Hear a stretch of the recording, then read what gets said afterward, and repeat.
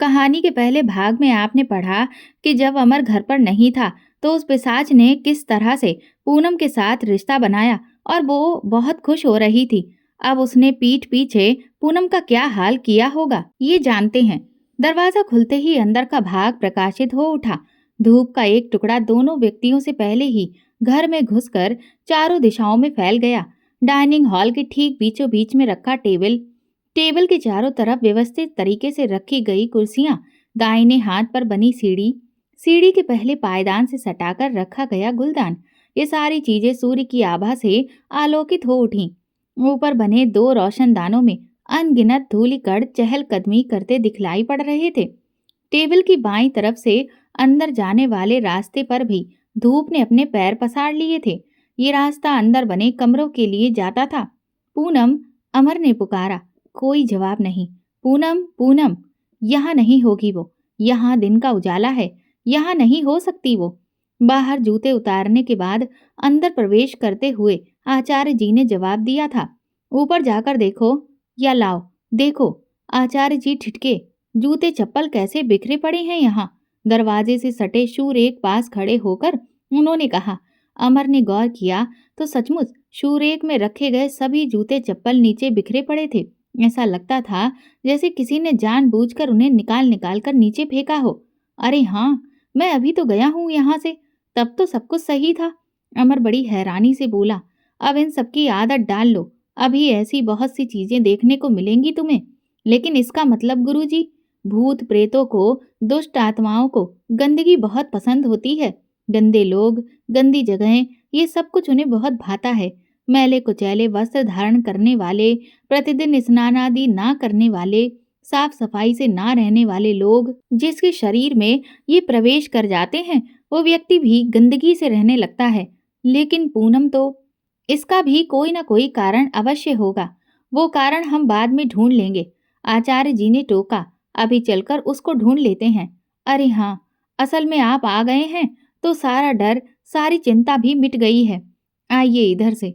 इतना कहकर अमर ने जैसे ही सीढ़ी के पहले पायदान पर कदम रखा, पूनम की आवाज उसके कानों में पड़ी। दोनों ने ऊपर की तरफ देखा। इतनी देर लगा दी आपने? पूनम सीढ़ियां उतरती हुई बोली। आप तो सब्जी लाने निकले थे, क्या पूरा मार्केट ही खंगालना पड़ गया? आइए पंडित जी, प्रणाम। सौभाग्यवती भवा। जब पूनम सीढ़ियां उतर रही थी, उस दौरान आचार्य जी अमर के कान के पीछे कुछ बुदबुदा रहे थे। पूनम सुन नहीं सकी, लेकिन हम और आप तो सुन ही सकते हैं। जैसा आप बता रहे थे वैसा तो कुछ भी नहीं लग रहा। हाँ, मैं भी हैरान हूँ। ये तो बिल्कुल नॉर्मल हो गई, कल रात जैसी ही। मैंने अभी तो कहा कि ऐसी चीजें होती ही रहेंगी, लेकिन मैं आ गया हूँ। अब निश्चिंत रहिए, अब हमेशा के लिए नॉर्मल कर दूंगा। आइए बैठिए ना। नीचे उतरकर पूनम ने सामने रखे सोफे को इंगित करते हुए कहा। अरे, और गोलू कहाँ है? आपके साथ ही तो गया था। वो गोलू पड़ोस वालों के यहाँ पर खेल रहा है। अभी मैंने आते समय देखा उसे। आचार्य जी ने अमर की हकलाहट में हस्तक्षेप किया। अच्छा, तभी मैं कहूँ कि गया कहाँ है वो इतनी देर से। आज तो स्कूल भी नहीं जा पाया बेचारा, मेरी वजह से। इन्होंने सारी बातें तो आपको बता ही दी होंगी। हाँ बेटी, वही सब सुनकर तो भागता आया हूँ। अरे देखो ना, जल्दी जल्दी में अपना झूला लाना भी भूल गया। अमर, शशांक को जरा फोन कर दीजिए। पूजा के लिए आवश्यक सभी संसाधन और पुस्तकें अपने साथ लेता आएगा, और आप पूजा की सारी सामग्री का प्रबंध करें। मैंने उस दिन आपको लिस्ट दे दी थी। हाँ, आप बैठिए, चाय वगैरह लीजिए। पूजा से ही उठे थे आप, नाश्ता भी नहीं किया होगा आपने। पूनम, गुरु जी के लिए चाय बना दो। और देखो, तबीयत तो तुम्हारी ठीक नहीं है, अगर हो सके तो करना, वरना मैं बाहर से ही कुछ। नहीं श्रीमान, बाहर का हम कुछ नहीं खाते हैं। अरे मैं बना देती हूँ ना, हलवा बना देती हूँ।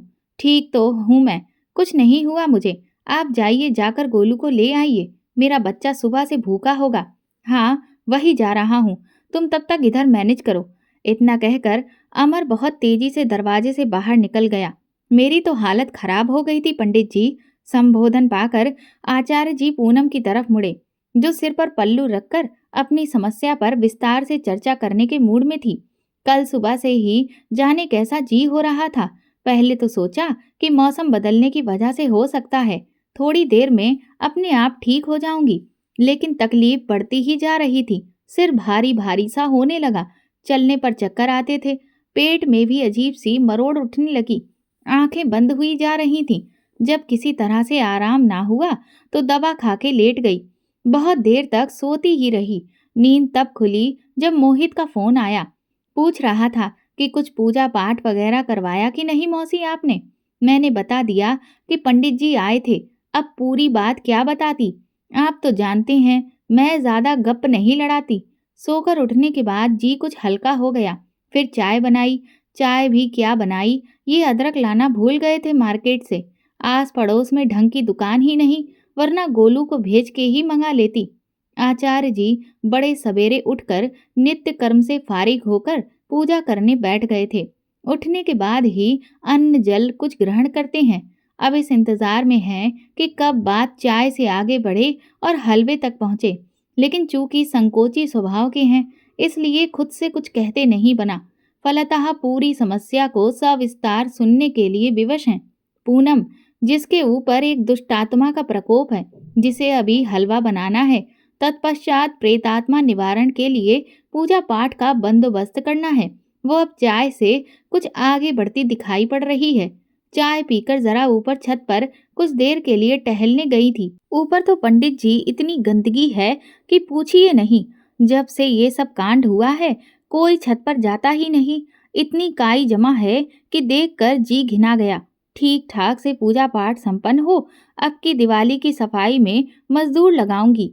हाँ तो वही छत पर गई जरा टहलने के लिए कि शाम की हवा बड़ी फायदेमंद होती है। लेकिन पंडित जी सच कह रही हूँ, वहीं छत पर से उतरी और बिस्तर पर पड़ गई। मुझे लग रहा है उसी प्रेत ने कुछ किया धरा है। हम्म, तुम्हारा सोचना बिल्कुल सही है बहू। जरा कुछ प्रसाद ले लूं, उसके बाद पूजा ही आरंभ करनी है। अरे हाँ, हलवा बनाना है। मेरे तो देखिए ध्यान से ही उतर गया। देखिए, आप बस 2 मिनट वेट करिए, मैं तुरंत आती हूँ। आचार्य जी जो पिछले 40 मिनट से वेट ही कर रहे थे और इस वेट के चलते कुल 200 ग्राम वेट गवा भी चुके थे, उन्होंने केवल सिर हिला दिया। 2 घंटे के बाद लगभग 11 बजे ऊपर बनी कोठरी में, जिसमें किसी जमाने में बाबू राघवेंद्र दास का निवास हुआ करता था और जिसमें उन्होंने कुछ दिनों पहले श्रीमान मोहित महोदय को साक्षात दर्शन दिए थे, वहां अमर अपने परिवार सहित और आचार्य रमन दास शास्त्री एवं उनके सुपुत्र शशांक शास्त्री के साथ विराजमान थे। प्रेत पीड़ा निवारण के लिए उसी कमरे को क्यों चुना गया, ये तो सबको समझ आ गया होगा। ओम क्रीम क्रीम क्रीम क्रीम। शशांक ने कमरे के चारों कोनों पर स्वास्तिक का चिन्ह बनाते हुए माँ काली मंत्र का जाप करना शुरू कर दिया। इधर आचार्य जी पूजा सामग्री को व्यवस्थित कर रहे थे। सभी लोग एक गोलाकार घेरे के अंदर बैठे थे और उनके बीचों बीच में एक आयताकार चिन्ह बनाया गया था, जिसे अभिमंत्रित किया जाना अभी बाकी था। उस आयत के केंद्र में रक्षा सूत्र से लिपटा हुआ एक नींबू रखा था। ये सभी वस्तुएं अपने स्थान पर रख दी गई थीं। अब इन्हें सिद्ध करने की तैयारी चल रही थी, ताकि प्रेत उस घेरे को लांघकर अंदर बैठे लोगों को नुकसान ना पहुंचा सके। सभी लोगों ने अपने हाथ जोड़ लिए। आचार्य रमन दास शास्त्री ने रुद्राक्ष की माला का जाप करने लगे। शशांक ने हवन में होम की जाने वाली सभी सामग्री अपने पास जमा कर ली थी और दाहिने हाथ की अनामिका उंगली में कुशा पहनकर तैयार थे। समिधा से सुसज्जित कुंड में अग्नि प्रदीप्त हो चुकी थी और अब ताप पकड़ रही थी। वेद की ऋचाएं चहुदिस गूंजने लग गईं। आचार्य शशांक के मधुरिम कंठ से होकर निकलने वाले मंत्र और भी पुलकित कर रहे थे। कानों में मिश्री घुलने लगी, मन प्रफुल्लित होने लगे। आस्था के वातावरण में सभी लोग झूमने लगे। शशांक स्वाहा की आवाज पर कुंड में घी का प्रथम हविष्य अर्पित कर दिया। लेकिन ये क्या, जैसे ही घी पड़ी, बाहर सहसा जोरों की आंधी चलने लगी। सूखे पत्ते उड़ उड़कर खिड़की से टकरा रहे थे और हवा के झरोकों के साथ धूल का गुबार अंदर आने लगा। मौसम अभी तो बिल्कुल साफ था। पूजा में बैठते समय भी सूरज तप रहा था। हवा प्रतिक्षण तीव्रतर होती जा रही थी। अग्नि की लौ लपलपाने लगी। अमर ने गोलू को अपनी गोद से उतारा और इससे पहले कि आचार्य कुछ बोल पाए, उसने झट से दौड़कर खिड़की के पल्ले बंद कर दिए। आंधी के झोंके आने बंद हो गए। अग्निदेव पुनः फिर से प्रचंड होते चले गए। अमर ने राहत की सांस ली। वहां से पलटकर वो वापस अपनी जगह पर आकर बैठ गया। मंत्रोच्चार करते हुए आचार्य ने उसे आंखें तरेर कर देखा। अमर ने शशांक को देखा, फिर पूनम को, और तब उसे समझ में आया कि सब लोग उसे इस ढंग से क्यों देख रहे हैं। दरअसल जल्दबाजी में उसने वो घेरा सुरक्षा लांघ दिया था। अमर को अपनी गलती का एहसास हुआ, लेकिन अगर वो ऐसा ना करता तो हवा से आग बुझ गई होती। आचार्य जी ने कोई मंत्र पढ़ा और शशांक ने स्वाहा कहते हुए घी डाला। यही प्रक्रिया 3 बार दोहराई गई। तीसरी बार हविष्य पड़ते ही उस अभिशप्त कमरे में अचानक हंसने की आवाज गूंजने लगी। हा हा हा हा हा। वो आवाज चारों दिशाओं से आ रही थी। दोनों आचार्यों को तो इसका अभ्यास था। यजमान तीनों सकपका गए। ये उनका ही घर है, उनके घर का एक खंड। आज तक वो लोग इसे अपने घर का हिस्सा ही मानते थे, मगर अब ये हिस्सा किसी और का घर बन चुका था। प्रेत अब किसी भी क्षण प्रकट हो सकता है। ए पंडित! एक जोरदार गर्जना हुई। सभी को लगा जैसे उनके ही कान के बगल में कोई विस्फोट हुआ हो। ये क्या लगा रखा है मेरे घर में तूने? तू हम घर वालों के बीच में आने वाला कौन होता है? यहाँ बुलाया तुझे किसी ने? मैं पूछता हूँ, मैं अपने घर के किसी भी भाग में भ्रमण करूं, तू यहाँ मुझे सताने आया है? आचार्य जी मुस्कुराए। हम तुम्हें सताने नहीं आए, तुम्हें भगाने आए हैं। शांति। बेटे, बेटे अमर। इस बार आवाज में प्रलाप के सुर थे, जैसे कोई बूढ़ी माँ अपने बेटे को पुकारे। ठीक वैसे। मैं तेरा पूर्वज हूँ बेटे। तू मेरे साथ ऐसा व्यवहार करेगा? बेटे, हाँ, जरा सोच। आज तू मुझे इस ढंग से सता रहा है, कल को गोलू ने तेरे साथ यही गति की तो क्या होगा? इतना बोलकर आवाज बंद हो गई। गोलू अपना नाम सुनते ही माँ से चिपक कर रोने लगा। अब क्रोधित होने की बारी आचार्य की थी। चुप कर दुष्ट, इसे अपने खानदान के नाम पर मत बहका। भूत प्रेतों का कोई भौतिक शरीर नहीं होता। तू सांसारिक बंधनों से मुक्त हो चुका है। संसार के रिश्ते नातों से तुझे क्या लेना देना? और वैसे भी, आचार्य जी ने भ्रकुटी तान कर कहा, तू नीच नराधम है। इन भोले भाले लोगों को अपने मोहजाल में मत बहका। इन्होंने तेरा कुछ नहीं बिगाड़ा। तेरी संगत गलत थी, उसका फल भोगा तूने। आचार्य जी को मालूम ना था कि वो किधर है, फिर भी वो भरसक आवाज की दिशा को लक्ष्य करके बोल रहे थे। शशांक का हवन जारी था। जिसके साथ तूने बुरा किया, वो और जिन्होंने तुझे दंड दिया, वो भी, उन दोनों ही प्राणियों का स्वर्गवास हो चुका है। ईश्वर उन्हें सद्गति दे। एक तू ही है कि इस घर में कुंडली मार कर बैठा है, तो तेरी छाती क्यों फट रही है बुड्ढे? इसके बाद एक जोरदार कहकहा पूरे कमरे में गूंजने लगा। हा हा हा हा हा। ऐसा लगा जैसे कोई गुड़िया नाक पर हंस रही हो। और तुझे कैसे पता कि जिसका बुरा हुआ वो इस संसार से विदा हो गई है? तू क्या चित्रगुप्त है? ही, बच्चों जैसी निश्चल हंसी। तभी हवन कुंड के ठीक सामने बैठा हुआ अमर ठहाके लगाने लगा। वो हिलता जाता था और हंसता जाता था। ये सभी के लिए अप्रत्याशित था। गोलू अपने पिता की ऐसी हरकत देखकर बदहवासी में चीखने लगा और उछलकर मम्मी की गोद में कूद गया। आचार्य जी और शशांक को बात समझते देर ना लगी। दोनों ही जोर जोर से महामृत्युंजय मंत्र का पाठ करने लग गए। अमर का अट्टहास लेकिन शांत होता नहीं दिख रहा था। Mummy, mummy. गोलू ने महसूस किया कि उसकी मम्मी कांपने लगी हैं। आपको क्या हो रहा है? गोलू ने माँ को झिंझोड़ कर पूछा तो पाया कि माँ की आंखें तो पलट चुकी हैं। वो चिल्लाया, सावधान, प्रेत अब स्त्री देह में प्रविष्ट हो चुका है। हाँ, करूंगा। एक बार नहीं, सैकड़ों बार करूंगा। पूनम ने मर्दाना आवाज निकालनी शुरू कर दी। आंखें रक्तिम लाल हो चुकी थीं। पल्लू सिर से सरक कर जमीन पर लौट रहा था। लाज की रक्षा का समूचा भार अब लोकट ब्लाउज पर टिका था। मैं इसे अपना बना चुका हूँ, मूर्ख। ये अब मेरी संपत्ति है। वो फिर से हंसने लगा। ठहर पापी, अभी तेरा श्राद्ध करता हूँ। इतना कहकर उन्होंने अभिमंत्रित नींबू पूनम के सर की तरफ चला दिया। पूनम दाहिनी तरफ उछली और घेरे से बाहर जा गिरी। उसने वार बचा लिया था। सभी लोगों की नजर उस पर टिकी हुई थी। शशांक के अलावा तीनों लोग खड़े हो गए। गोलू पापा की टांगों से चिपटा हुआ था। अमर आचार्य जी के साथ तेज स्वर में मंत्रोच्चार करने लगे। पूनम जमीन पर ही लौटने लगी और अपने हाथों को फर्श पर इधर उधर रगड़ना शुरू कर दिया। मीनाक्षी कहीं नहीं गई, वो यहीं इसी कमरे में है, इसी देह में है पोपले। सब अवाक, तीनों वयस्क एक दूसरे का मुंह ताकने लगे। काटो तो खून नहीं, नहीं, ये सच नहीं हो सकता, ये तो विश्वास से परे है। ये पूनम नहीं मीनाक्षी है। हाँ, ये पूनम ही मीनाक्षी है। हमारे पुनर्मिलन के लिए ही इसने पुनर्जन्म लिया है। और भाग्य का खेल देख, या भगवान का चमत्कार, ये फिर से ब्याह कर इसी घर में आई है। वो फिर से हंसने लगा। जब भगवान ने हमें मिलने से नहीं रोका, तो फिर तू कहाँ से आ गया हमारे बीच टांग अड़ाने? जा, भाग जा, इससे पहले कि मेरा क्रोध भड़क जाए। पूनम के दोनों हाथ ऊपर हो गए और होंठ गुस्से में फड़कने लगे। कंठ से फूटती हुई मर्दाना आवाज, अंगारे से लाल आंखें और चेहरे पर मरुस्थल सा सूखापन। बाहर तेज अंधड़ के बाद अब मूसलाधार बारिश होने लग गई थी। इधर पूनम का प्रेत रूप बिजलियां गिराए जा रहा था। बिजलियां जिनसे अगर देह का रोम भी छू जाए तो स्वाहा हो जाए। गनीमत यही थी कि आचार्य जी ने पूनम के पैरों से खुले सुरक्षा घेरे को फिर से बंद कर दिया था। शशांक का मंत्रोच्चार प्रबल होने लगा।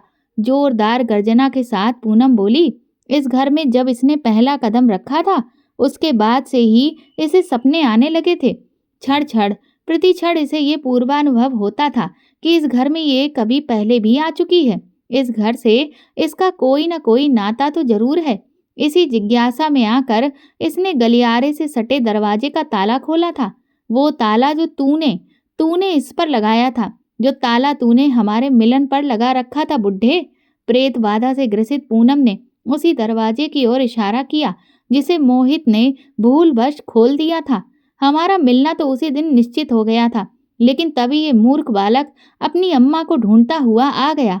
पूनम ने गोलू की तरफ इशारा किया और आवेग से थरथराने लगी। अमर को याद आया, कुछ सालों पहले पूनम गोलू को लेकर ऊपर से जब उतरी तो कुछ अंट संट बकने लगी थी। अमर के पूछने पर गोलू ने ही बताया कि मम्मी उसी कमरे से निकली है, लेकिन होनी का भला कौन टाल सकता है। हमारा मिलना अवश्यम भामी था। भला हो उस लड़के का जिसके जोग से ये कमरा फिर से खुल गया। मैं लेकिन देख रहा हूँ कि तू फिर से टांग अड़ाने आया है। तुझे अपनी शक्तियों पर बड़ा घमंड है ना। देख, अब मैं तेरे सामने ही इससे अपना मिलन करूंगा। पूनम रूपी प्रेत के मुंह से ऐसा सुनते ही आचार्य जी का पारा 7वें आसमान पर चढ़ गया। अमर ने ये सुनते ही अपनी दाहिनी टांग से लिपटे हुए गोलू की आंखें बंद कर दी, जिसकी समझ में तो कुछ भी नहीं आ रहा था, लेकिन फिर भी डर के मारे उसका पूरा बदन कांप रहा था। अपनी माँ को ऐसे भयानक रूप में उसने कभी नहीं देखा था।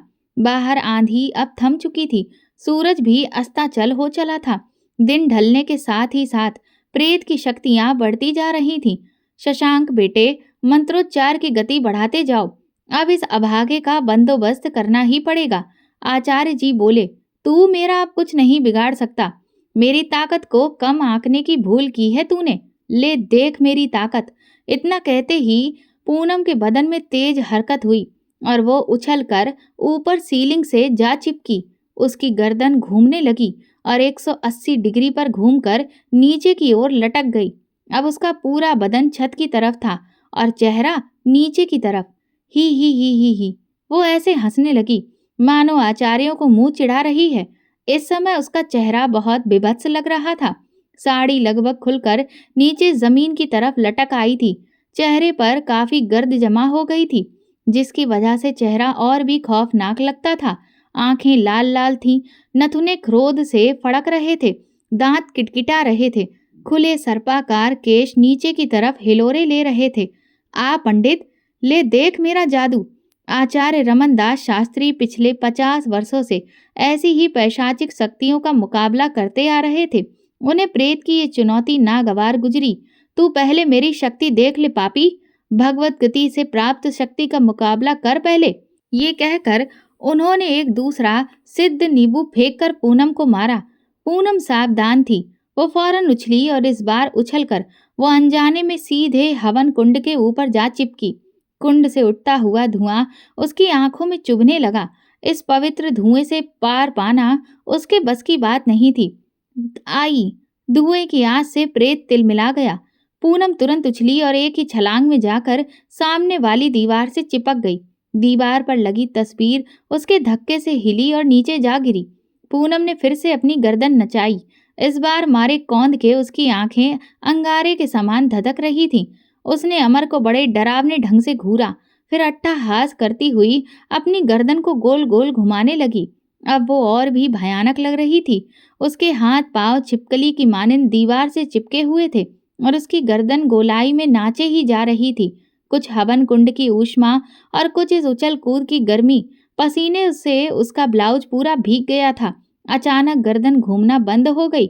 उसने सर उठाकर आचार्य को देखा।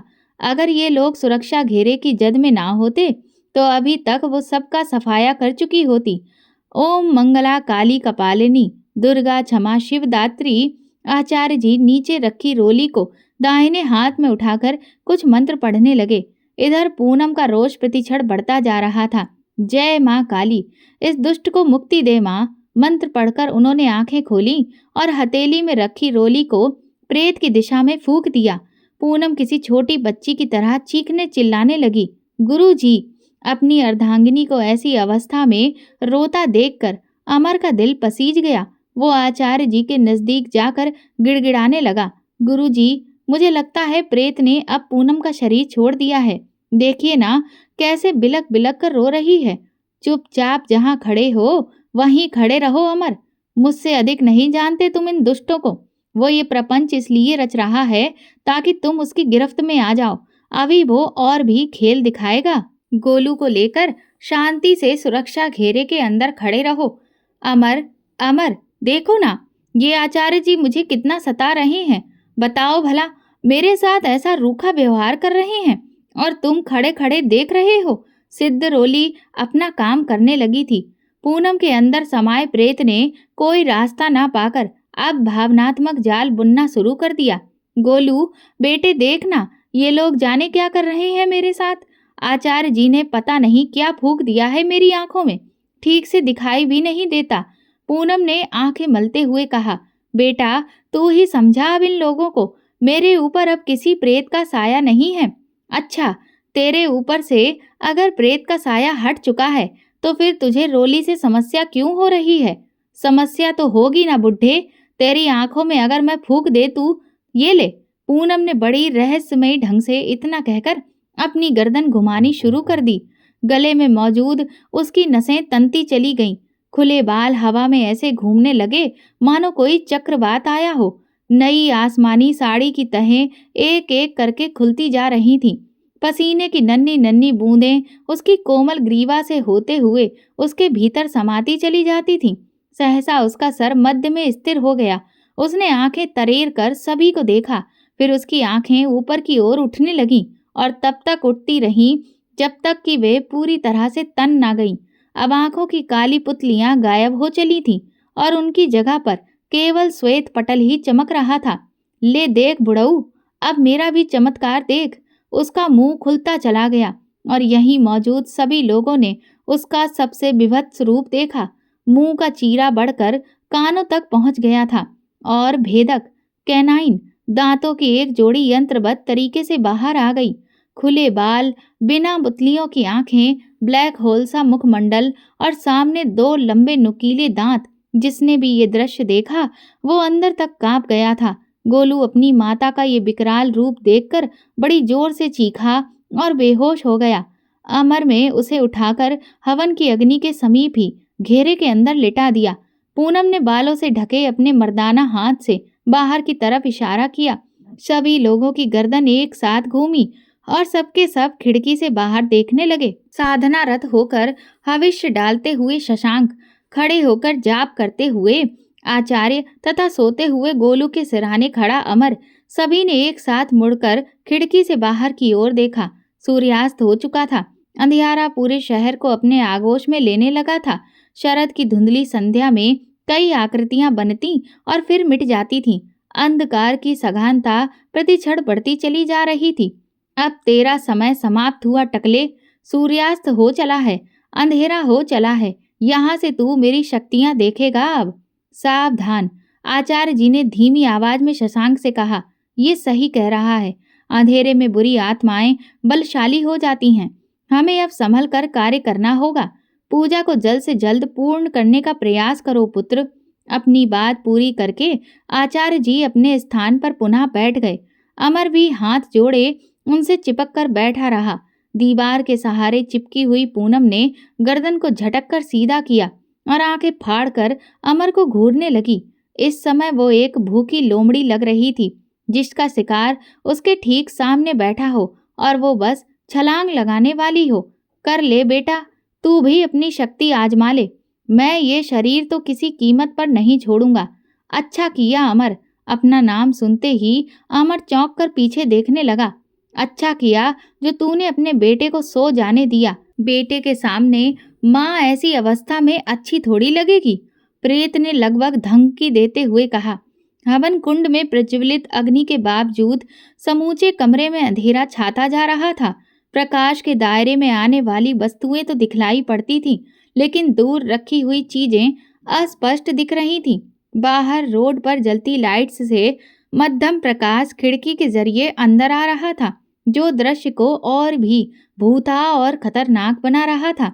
पूनम अब दीवार की सतह पर ही किसी छिपकली की मानद रेंगने लगी थी।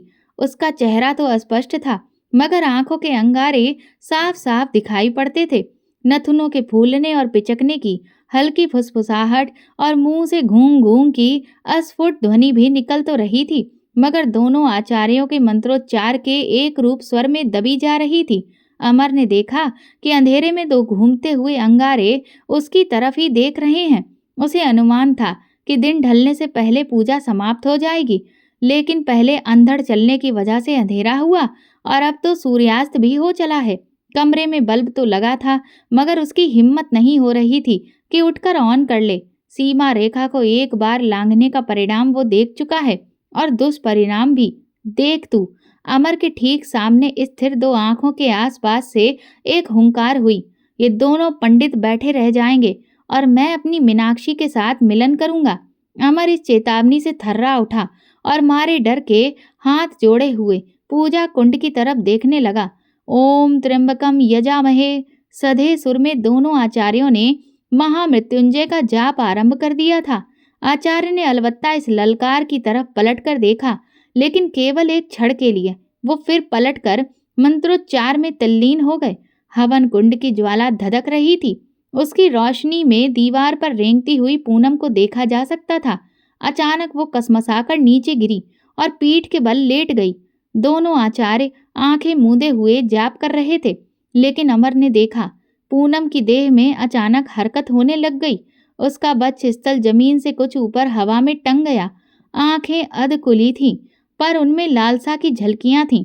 रेशमी बाल नीचे जमीन पर फिसल रहे थे और हाथ दोनों निर्जीव होकर कंधों से झूल रहे थे।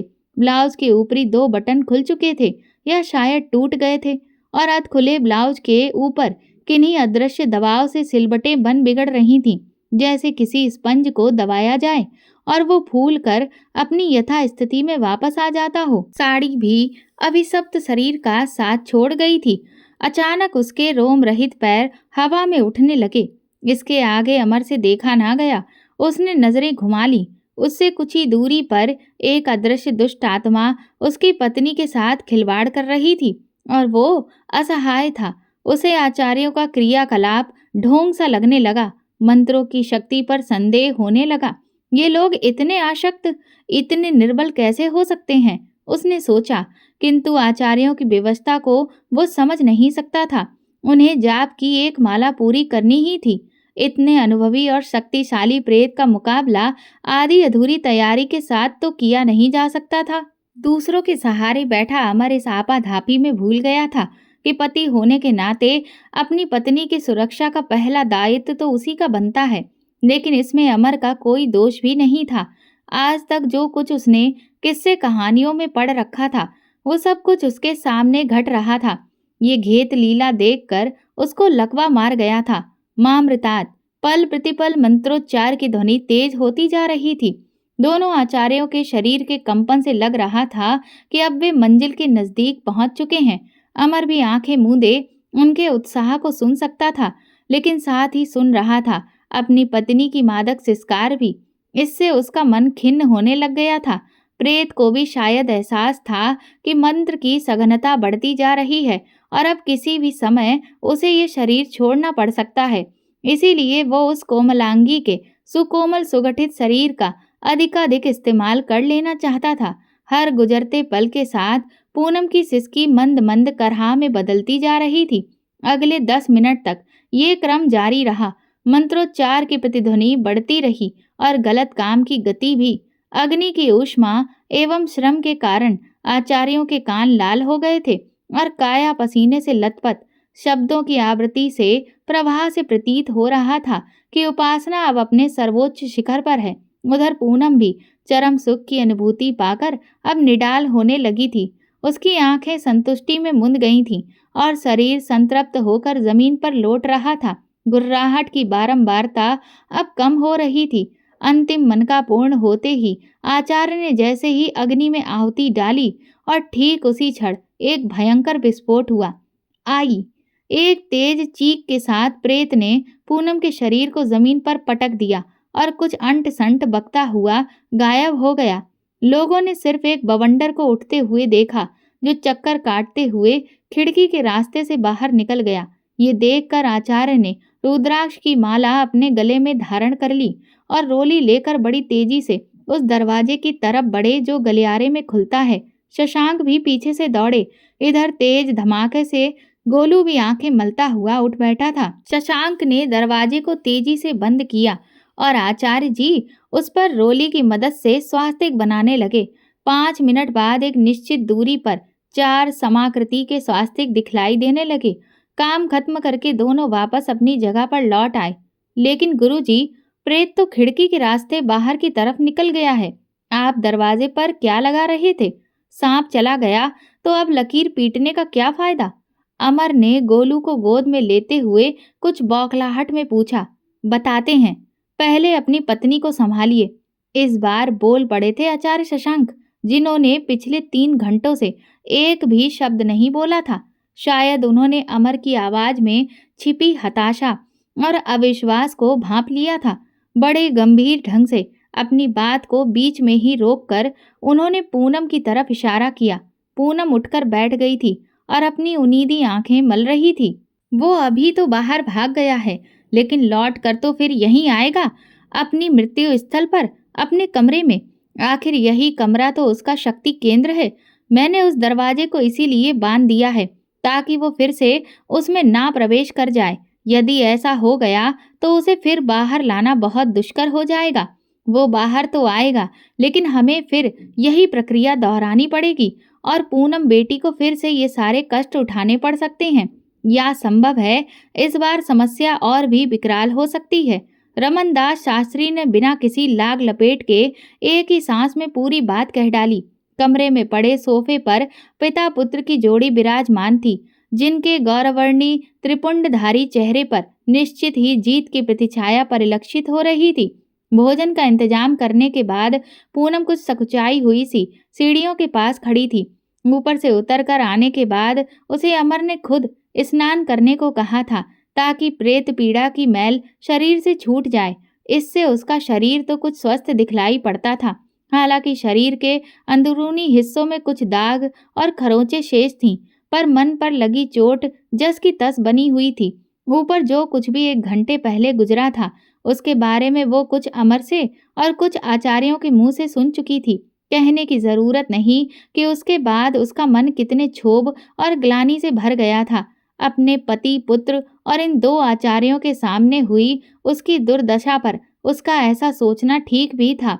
पर जिस बात से उसे सबसे बड़ा धक्का लगा वो ये थी कि वो मीनाक्षी है।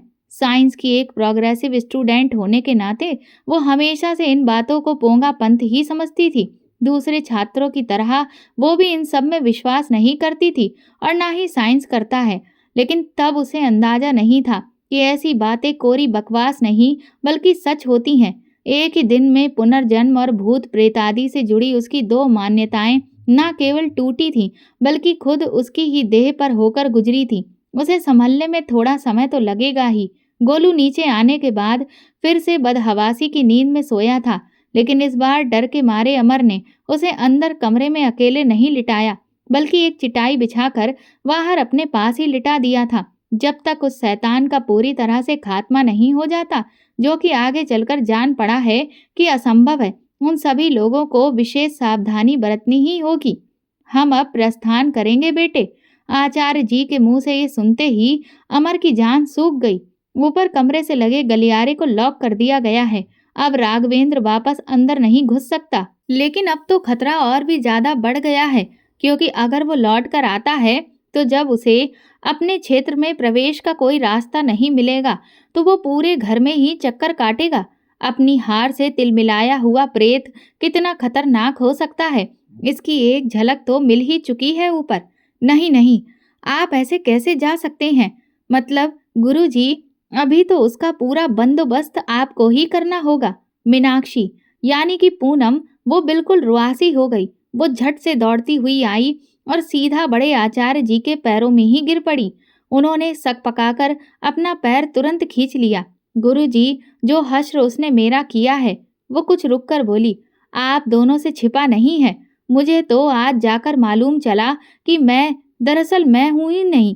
मेरी तो केवल देह भर मेरी है, आत्मा तो मीनाक्षी की ही है। आपने अभी केवल आधा काम ही किया है, उसको पूरा करके जाइए। अब आगे क्या होगा? क्या आचार्य उस प्रेत से पूनम को मुक्ति दिला पाएंगे, या अब वो प्रेत और भी ज्यादा पूनम के साथ खिलवाड़ करेगा? जानने के लिए बने रहिए इस कहानी के साथ, जिसका अगला भाग कल हमारे चैनल पर प्रकाशित किया जाएगा। और ये कहानी आपको कैसी लग रही है, हमें कमेंट करके ज़रूर बताएं और ज़्यादा से ज़्यादा शेयर और लाइक करके मेरे चैनल को सपोर्ट करें। Thank you.